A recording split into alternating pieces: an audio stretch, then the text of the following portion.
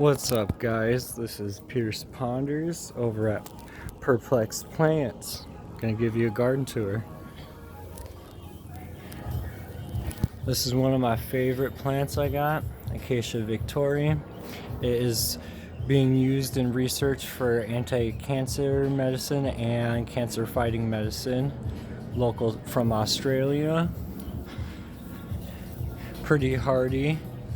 Tends to grow like a bush, has these really bright orange long thorns that are very sharp and never fall off of it, meaning even when the plant is dead and dry it stays to it, so you kind of have to be careful. And it really makes the blue pop out when you get a good look at it. It's a very pretty plant, definitely looks super blue. And here we got one of my second oldest Mimosa hostilis plants, used for soap and dye making and ceremonial purposes. Has a good amount of use for that. Then I also have Andernantha Sibyl. Grew this all from seed. This one was sick for a while and started to spiral up, and then it shot out a bunch of new growths during this monsoon season. Also, a lot of people don't know this, but Mimosa hostilis, like Mimosa pudica, will also fold up when you touch it. It's just sometimes they're really trying to get the sunlight, so they won't fold up, and also they fold up very slowly compared to pudica. Let's see if we can get it on camera. There you go, it's folding up just very, very slowly. Let's see if we can do it one more time.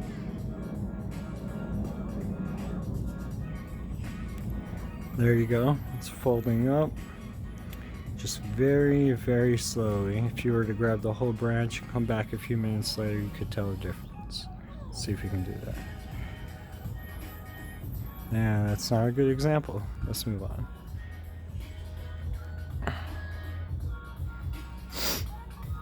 And then over here we have another Acacia victoria.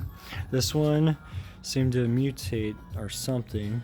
The leaf style is way different and its thorns are a lot smaller. We'll see how it grows when it gets older. Then we have, I believe this is Acacia floribunda. It's really hard to tell with these, you're just gonna have to wait till they flower. And I also have a Hawaiian baby wood rose. This one got upset during the last monsoon. It got completely knocked over, but thankfully they're super woody. Also, a lot of people use these for ceremonial purposes, these acacias, but a lot of people don't know is you can also use the leaves.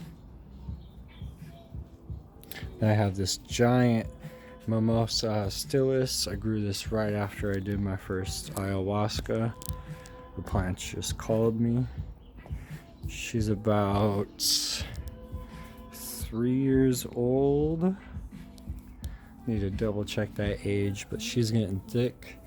I took a lot of cuttings. I've killed a lot. These are really hard to make cuttings out of, but I've gotten about probably 10 so far, and I got like 30 that are rooting in buckets of water right now. And also check this out. The Syrian rue decided to put itself in here. I had Syrian rue seeds 15 years ago, or not 15 years ago, in 2015. So I have no idea how it got in this pot. It must have got lost in my stuff. I must have swept up some dirt and then put it in there, because I didn't have seeds for a long time. I still don't. But what's interesting is they're both desert plants. This one you can use for ceremonial purposes, and same thing with this one. Coincidence? I think not. Then over here, as we come around, we got an acacia. I think it's maideni. It has very, very long phyllodes. I haven't measured them, but I wouldn't be surprised if it's a foot long.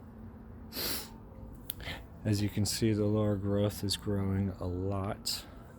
These acacias are from Australia, all grown from seed. This is one of my oldest acacias. This is a Kumanada. starting to regrow from the bottom very slowly, but also very hardy.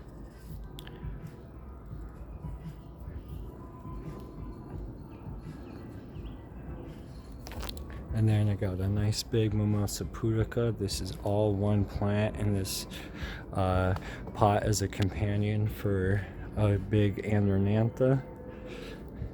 And these Mimosa pudica, boom, they touch and fold up. I'm really surprised how well it's doing, given Arizona's super hot and dry, although I do water it a lot. Also, I've not had any of my Mimosa pudicas produce any seeds. Does anyone know anything about that? Then here is my oldest Andronantha. Again, Seabill, not the Peregrina. This one I'm trying to make it grow like a dragon. Doing pretty good, I think. Got the tail right here. Wings on the left and right. Let's come around. And over here we got a tea plant, prairie mimosa, aka Dismanthus illinois. This one can also be used for ceremonial purposes as well. This one's local to America, Central Midwest, Ohio, Illinois, New Mexico. The flowers, the seed pods, turn into these bundles and they can be used as maracas, basically. And then here's some of the cuttings that are successfully rooted and on sale that are from my mother Mimosa astilis tree. They're doing nice and fine out here in the Arizona heat. And then I got some Calizueche that I'm trying to repair. I got some Mimosa pudica seedlings. Some more prairie mimosa. These ones have been pretty tricky to grow in Arizona, but so far this batch seems to be okay. Or maybe I got bad seeds. We got a crazy cat right there. Yep, she's going crazy. Then we got some Hawaiian baby wood rose cuttings and a Hawaiian baby wood rose seedlings, Perioxis, and some local trees like some lead. They're called lead trees, the mesquites, the Prosospis. I believe that's what they're called. The local ones to Arizona that look like acacias, but they're not. Same family though. Then over here, we got a recovering acacia floribunda. I don't know, but it's recovering and it's doing just fine. Then we got this one. This one's been like this for like 3 years. I've repotted it, done everything. It always likes to be outside in the winter though, so we'll just keep it growing. It's not dead yet. And then here's the local acacia I found here in Arizona. Haven't been able to find the name. Here's another one. I think it's the Silencia, the weeping one. I have another Andronantha. And this one I'm positive is Acacia maideni. This one's growing nice and healthy. And these are my favorite ones. These are known as Dragon's Tongue, Showy Desmodium, Sarmpali.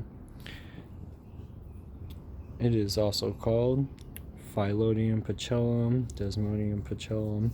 Every part of the plant is active for both ceremonial purposes and medical. It's being studied by a lot of colleges in India and in South Korea because every part of it's active. It protects against the liver. It protects the liver against cancer. It also protects your brain. It also protects your colon. And it also protects other parts of your digestive system, creating a lining that kills cancer and gets rid of dead cancer cells so that they don't find a way to reproduce and or become food for more cancer to reproduce. And this plant grows very, very, very fast. It's like a weed. Definitely doesn't love the heat, but it's doing just fine out here.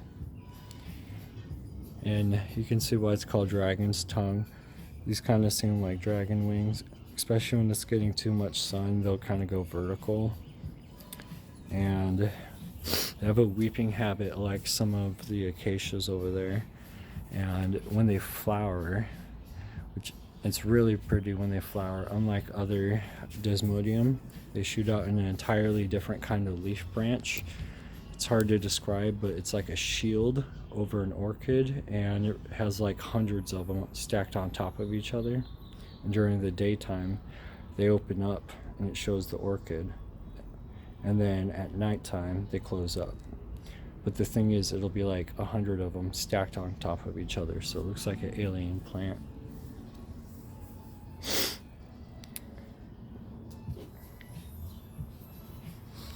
Grows very fast. Oh, and also the wood, it's fuzzy, and so are the leaves. Every part of it has like tiny hairs. Even when the leaves dry out, it's almost like paper, because, or like a fabric, because they're like hairy. You definitely want to wash them if you're going to use them for art or anything like that, because boy, there's a lot of hairs. Let's see if I can get a picture. They almost have like a reddish gold kind of vibe when the leaves are fresh.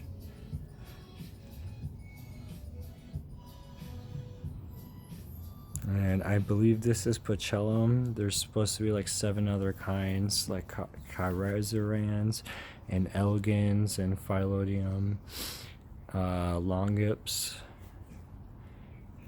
And supposedly they're also basically the same for ceremonial purposes and medical purposes. They just have different ratios of different things.